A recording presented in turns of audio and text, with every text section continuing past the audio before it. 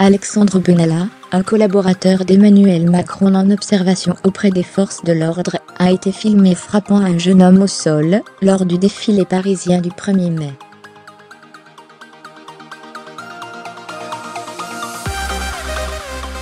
Plusieurs policiers interrogés par 20 minutes estiment que ces agissements ont donné une mauvaise image de leur institution.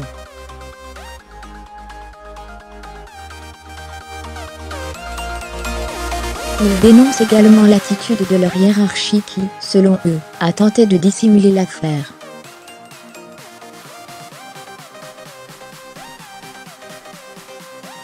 Dans les commissariats parisiens, on ne parle plus que de lui. Depuis une semaine, le sulfureux collaborateur d'Emmanuel Macron, filmé en train de molester des manifestants, le 1er mai dernier, alors qu'il accompagnait des CRS, est au centre de toutes les conversations.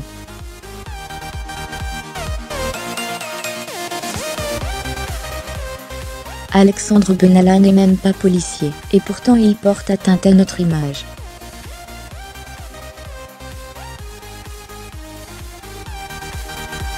Nous on est formés pour savoir gérer les manifestations, les moments tendus, et lui arrive et joue les gros durs, confie à 20 minutes, un policier parisien spécialisé dans le maintien de l'ordre.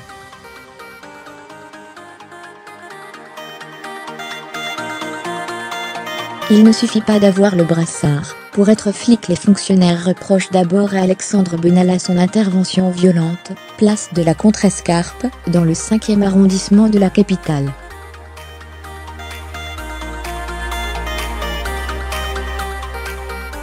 Le maintien de l'ordre, c'est dur, il faut des nerfs, on a des techniques, ça s'apprend.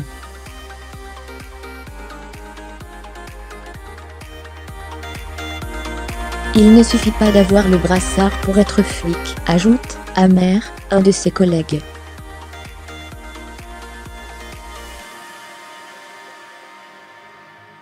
La scène a été filmée, et les images montrant l'adjoint au chef de cabinet du président de la République, casque sur la tête, brassard orange sur le bras, radio dans les mains, ont été diffusées dès le soir même sur les réseaux sociaux, accompagnés du hashtag #violences policières.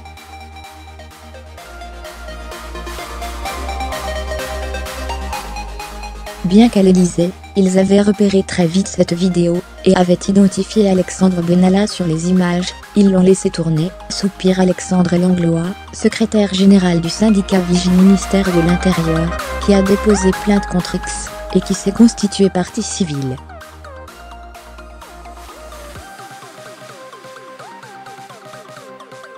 Le problème, c'est que de plus en plus de collègues se font agresser lors de leur mission, mais aussi quand ils ne sont pas en service, au prétexte que des vidéos montrent sur internet de méchants policiers.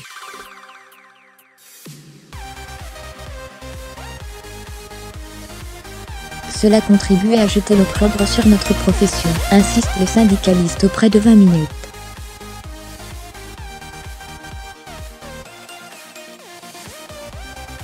Deux poids deux mesures, il dénonce également le traitement de faveur, dont faisait l'objet ce proche du président.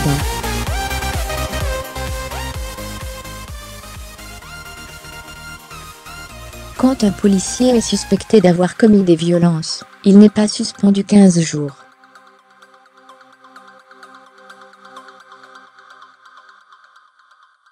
Il est mis à pied, l'IGPN, la police des polices est saisie, et une enquête judiciaire est ouverte.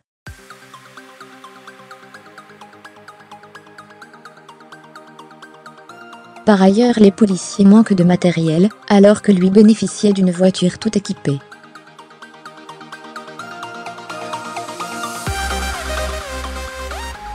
Il était logé dans un appartement ébranlé, alors que l'administration propose aux policiers d'habiter des cités dans lesquelles se trouvent des délinquants, que l'on arrête.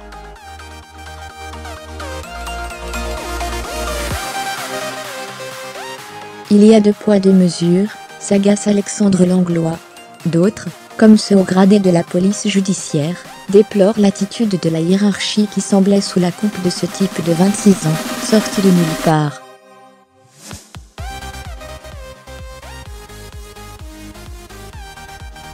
C'est la honte.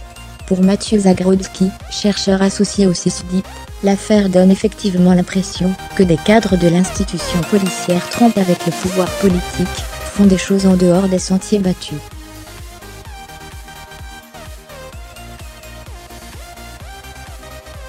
Cela corrobore un ressentiment déjà ancien de la part des forces de l'ordre à l'égard de la haute hiérarchie.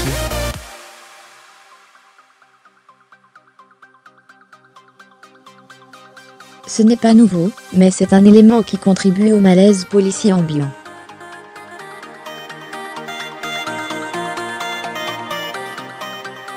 Fermez les guillemets, rupture de confiance avec la hiérarchie policière. Les auditions menées depuis le début de la semaine par les commissions d'enquête du Sénat et de l'Assemblée nationale ont notamment permis de révéler que le préfet de police, Michel Delpech, le chef de la DOPC, Alain Gibelin, et le ministre de l'Intérieur, Gérard Collomb, ont été mis au courant de l'affaire dès le 2 mai.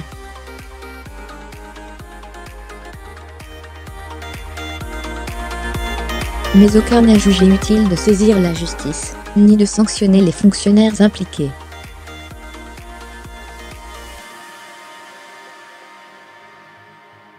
En essayant de cacher de tels faits, ces cadres de la police sont aussi responsables que l'auteur de ceux-ci, a soutenu devant les sénateurs Yves Lefebvre, secrétaire général d'unité ASGP Police FO.